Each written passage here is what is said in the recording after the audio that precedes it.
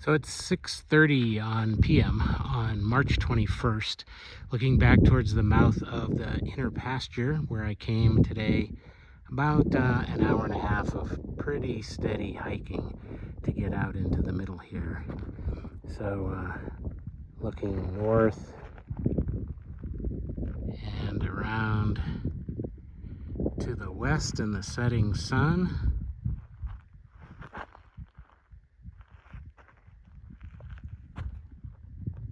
And over to my spot for the night. So just having a spot of dinner. Oh, sorry to make you seasick. That's the southern end of the inner pasture, and tomorrow afternoon I'll be down there and spend the night, and then come back and head out the same way out through this. You can't see it, but where the mountains are low, there's actually a canyon. So I am setting up for a spot of dinner before getting a well-deserved rest for the night.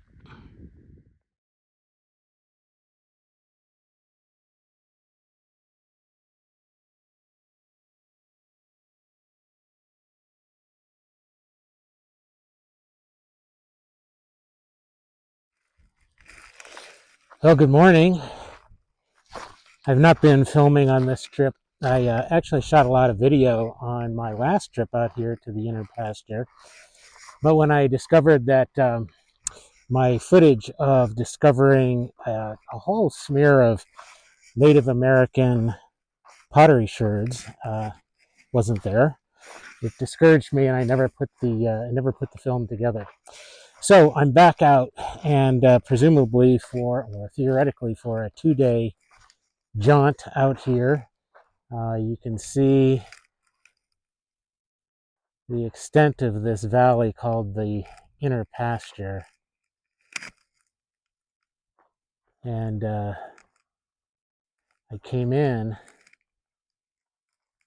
down in here. There's a canyon that wiggles through and out to S2.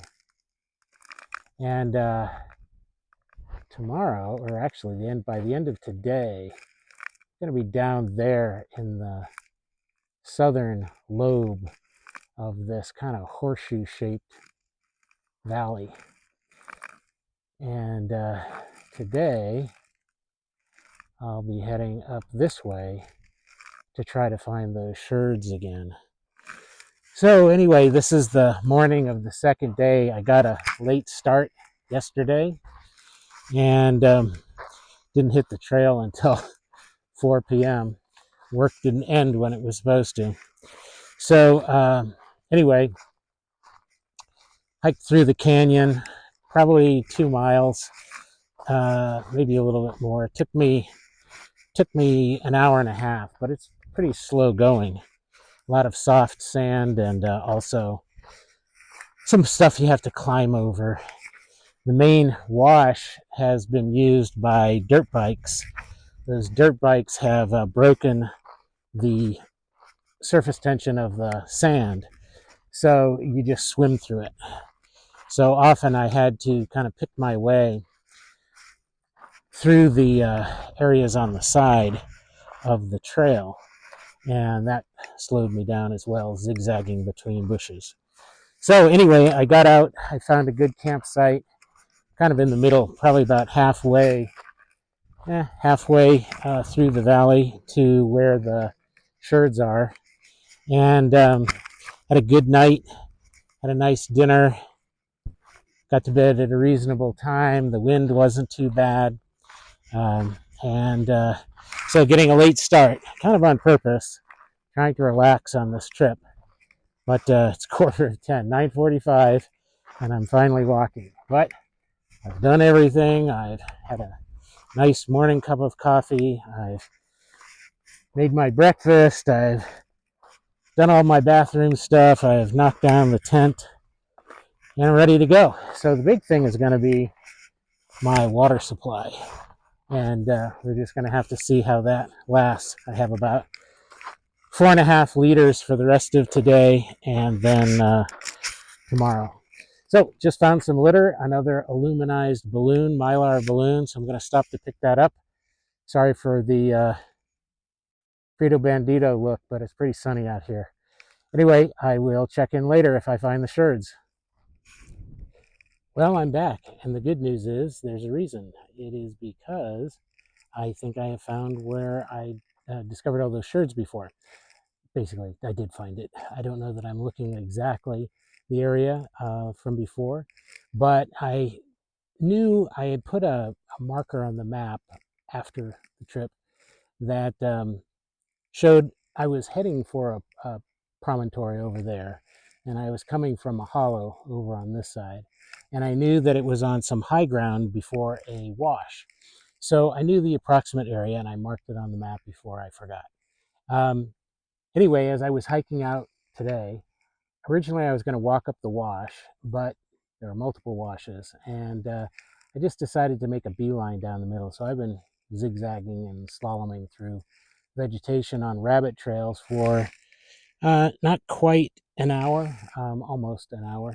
And I have seen sherds here and there, but then the frequency picked up.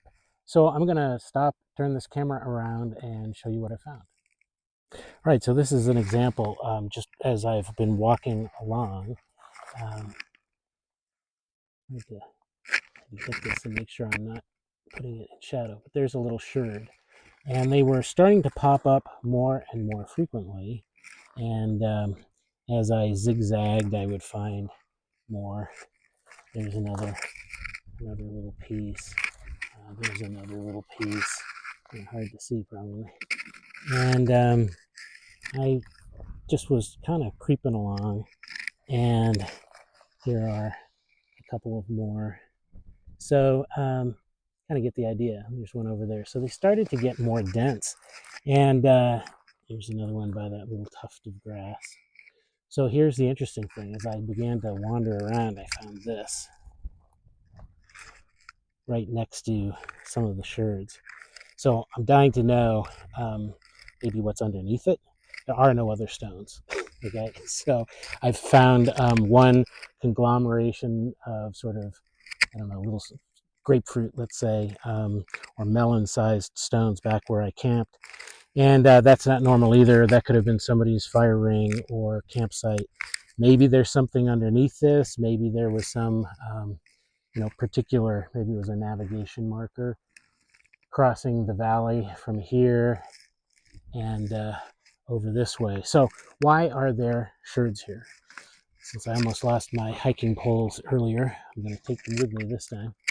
The reason is that it's quite flat out here, and this is a rise, which as I started walking through the valley, I just felt it in my gut that this was the right place, because it was easy to see from far away, so it makes a good gathering place. But beyond that, if you come up to the crest here, you'll see that it was dry ground above this major wash. And it's a little hard to see. I'll try to zoom in. But there is a promontory. You can see it as like a darker line that's right above my finger. Around there and in another half mile, maybe, I don't know. When I tried to get there last time, it was a long way. So it could be a mile up into those mountains. There's a spring. And if you look up above these light desert rocks, you can see a dark ridge. And I don't know if you can make out radio antennas, but that's up by Mount Laguna. So I think it's called Storm Canyon, which is an enormous wash that comes down from the lagunas down here. Oh man, I don't know, it's like Piedra Blanca or something like that, mountains down here. The water rushes down, and there are huge flash floods. You can see this big wash and alluvial fan. And there's a spring up there because of the charge of the groundwater. So this was probably the most likely place to find water 5,000 to 10,000 years ago. So you'd fill up your jars and then come up here to this high ground to use it and probably head back to a village. Theoretically or reportedly, there is a village back on that side of the canyon. I was unable to find it last time I was out here. That V in the ridgeline goes up and through the hills over to Agua Caliente Hot Springs State Park. So someplace in there would make sense to have a village because it was at a location where you could get over to some interesting things like the hot water. But this area is on a beeline between there and the promontory where you make a left-hand turn and go up the wash to find the spring. Plus there was this. So I found a couple of interesting artifacts. Cody Lundeen used to say that anytime you found something that looked like it had been shipped more than 3 times, it had to be man-made. This thing still has a little bit of an edge. So it could have been a cutting tool, or because it's quartz, you might get a spark off of it. And then another big pottery sherd, but what's different about this one is the inside looks to be either a different material or it changed color when it was fired. So you can see that layer cake look, dark on the inside and light on the outside. So anyway, I'm going to continue my explorations a little bit, see what else I can find. Then I'm going to head down into not this wash, but the next one over, and then head back east, southeast, and head way the heck down there towards the southern lobe, and hope to camp down there or perhaps back at the end of this canyon closer to the mouth that I need to go out of. So could still be a long day. It's super hot, very thirsty. Need to get a move on. All right, thanks all. I'm so happy I found this. So as I get closer to the crest of this little ridge, the density is increasing. So this was the high ground. Somebody carried a jar up and then dropped it. So I'm almost to the top, and then I'm going to head back towards the South Pasture. Here's another nice find. Quite dense assortment. There are some really good clusters. And what just caught my eye,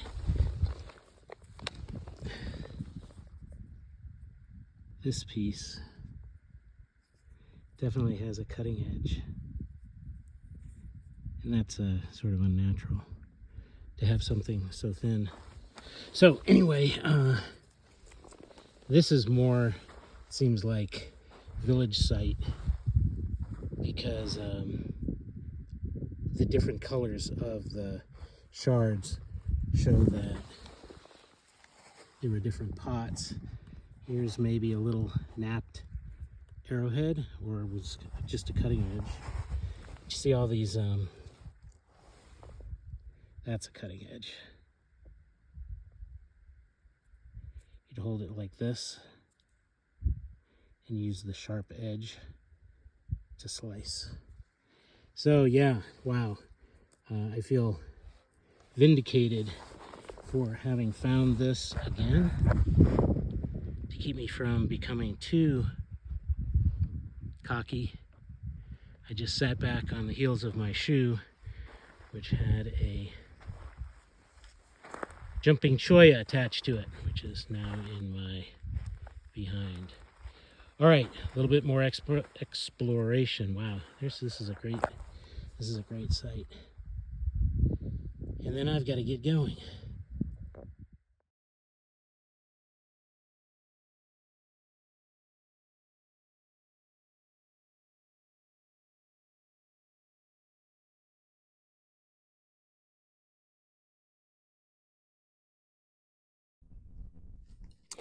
So I'm exiting the northern end of the inner pasture now and looking northeast.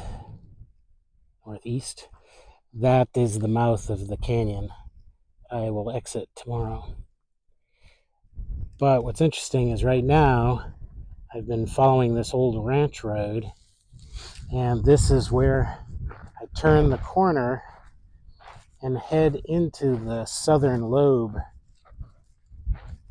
of the inner pasture. So it's just kind of neat to see as it opens up down to way down and to the left is Canebrake Canyon, and that's where the ranch is that used to own all of this. They're only 3.5 ways into this inner pasture, and one of them you can drive, and that's Canebrake, the private one. And then I hiked in the canyon that's now to our left, and then there's a trail that comes up over the mountains from Agua Caliente State Park, and there's one that comes down from Sunrise Highway, Mount Laguna. So anyway, I'm going to take a couple of hours and explore this part of the inner pasture. Not really sure what that means. I may follow this road for a little bit and see if I can see the ranch without trespassing. I even have a little airfield, I guess. And then maybe go up here to the right, just poke around. Then I've got to find a draw that I think exists that runs along the base of this hill, and where there's a little outcropping of lighter stone, I may camp in that vicinity tonight, which will put me in close proximity to the mouth of the canyon tomorrow. We'll see. I want to find a good camp spot, and I'm not too concerned about where it is as long as it's not back where I had lunch, which is back here around the corner. Lots of big boulders and more coyote and mountain lion scat than I've seen any place on this trip. So I would just as soon sleep away from that. All right, more later.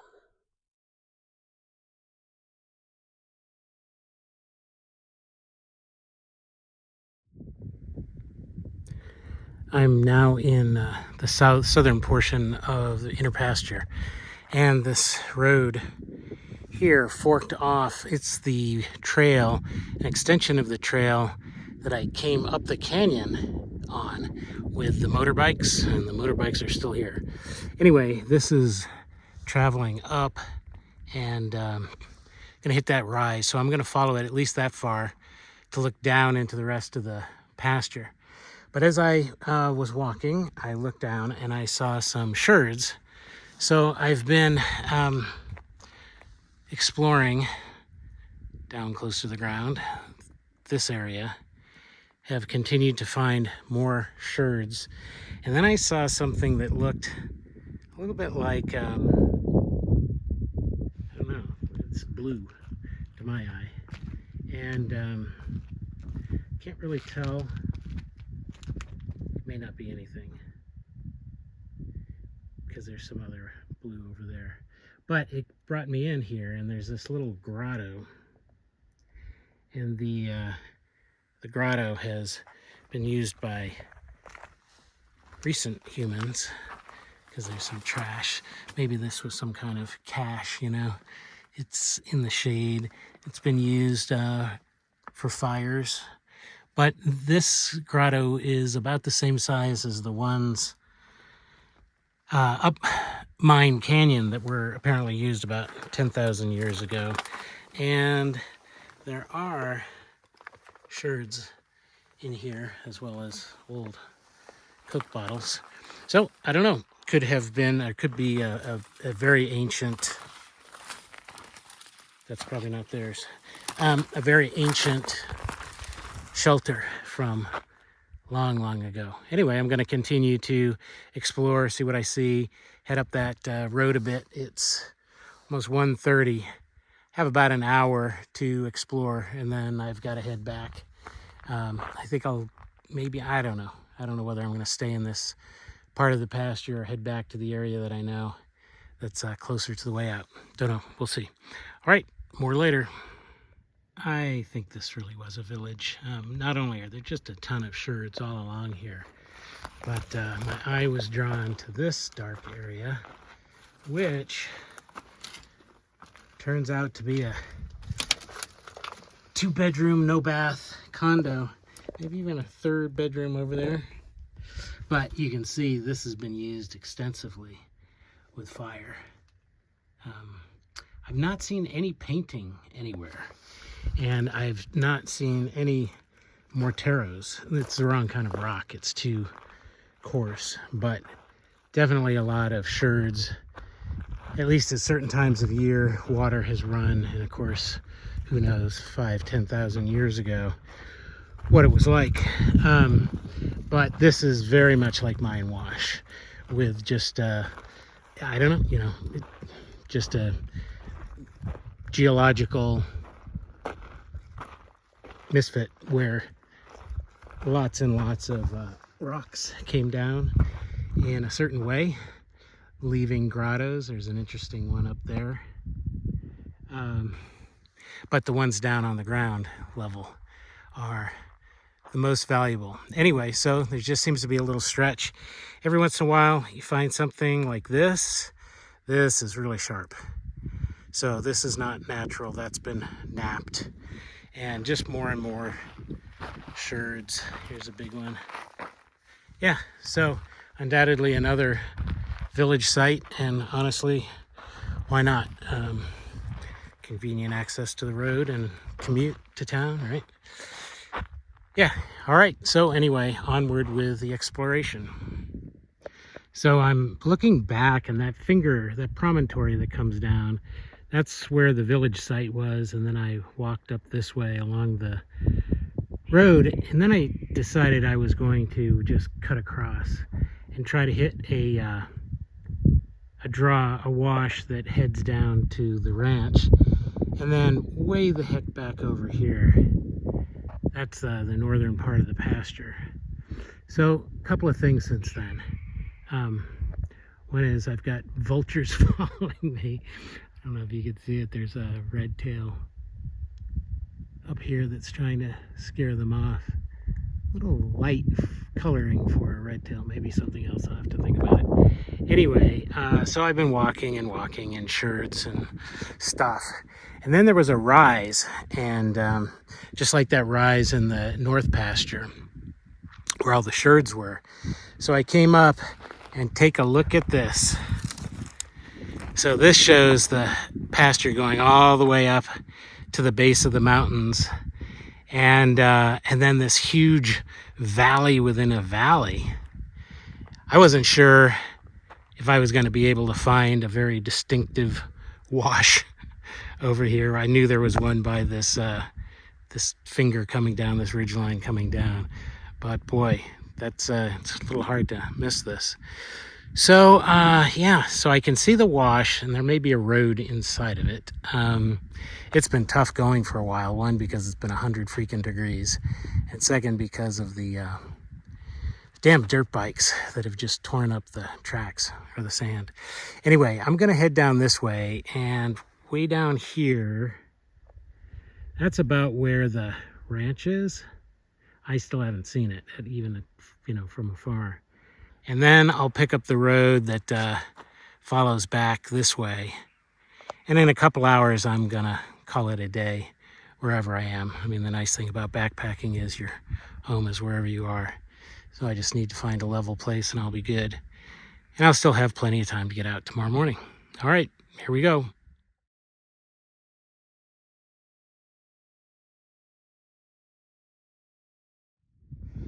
So I've climbed up out of the canyon with the road that went down to the Crawford Ranch.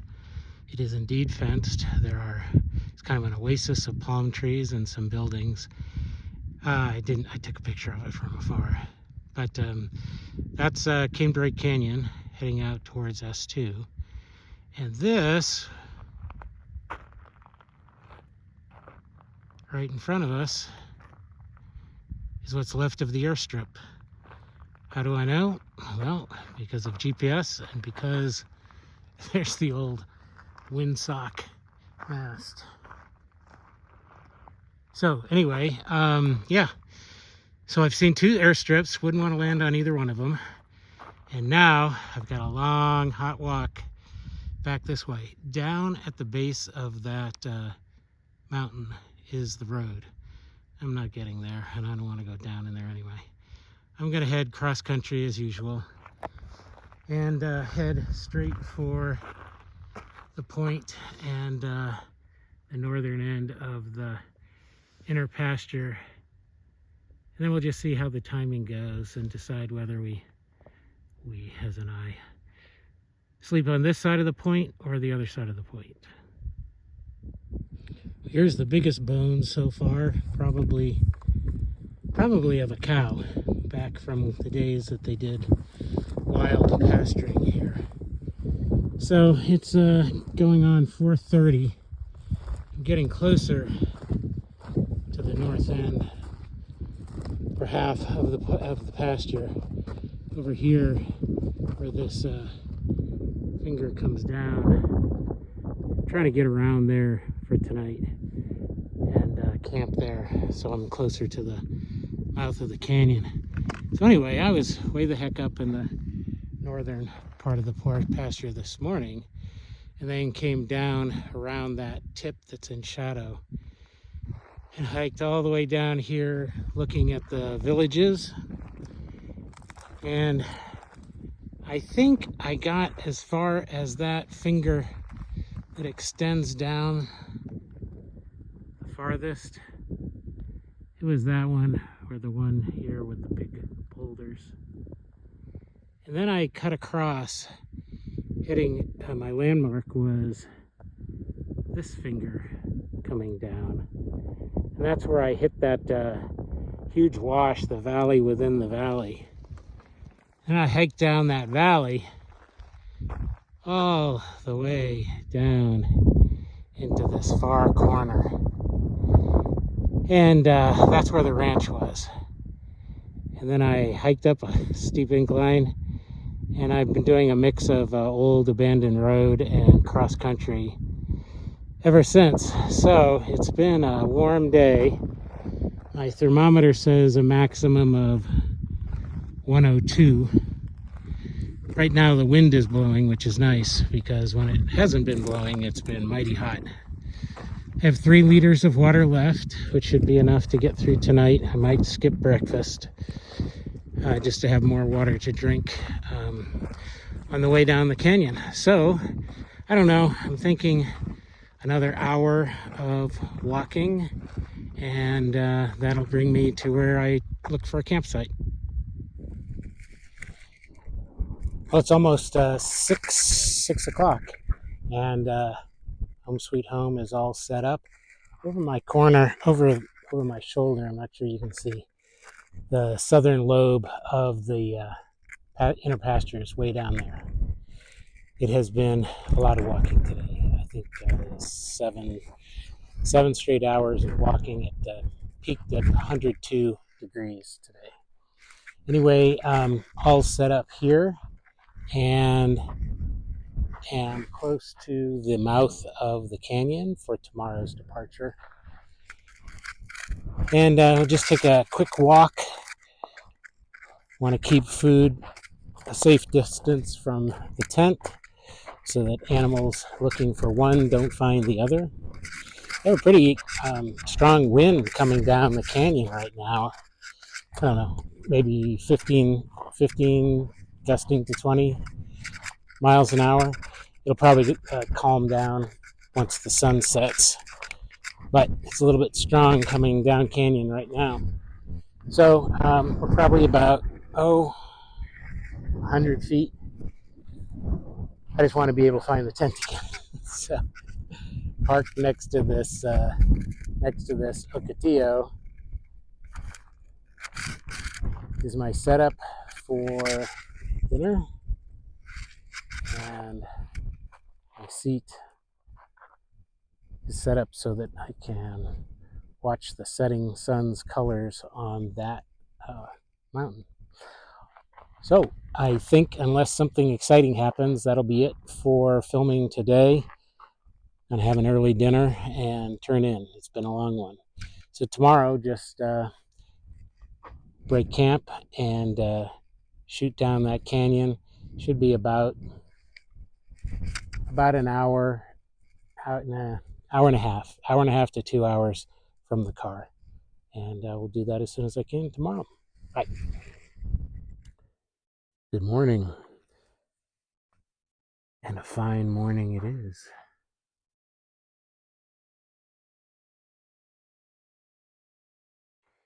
It's a little after 6:20,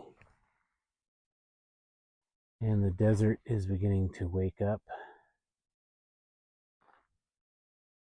It's actually not as light as it appears on camera. The iPhone just does a really great job. And of course, it won't turn off its own illumination, so it's a little brighter in the foreground. It's been a nice evening. Few patches of wind, nothing too severe. Moon was not obnoxiously bright. No nocturnal visitations by any critters. Fewer moths. Big spider this morning. So I am setting up for a cup of coffee, and I think I'm just going to head out. I don't think I'm going to bother to cook because I have only 1.5 liters of water left, and I don't want to have to clean a pot. So, at the risk of embarrassing myself, I will spin this around, say good morning in my stylish garb, and I will talk to you on the trail should anything exciting happen.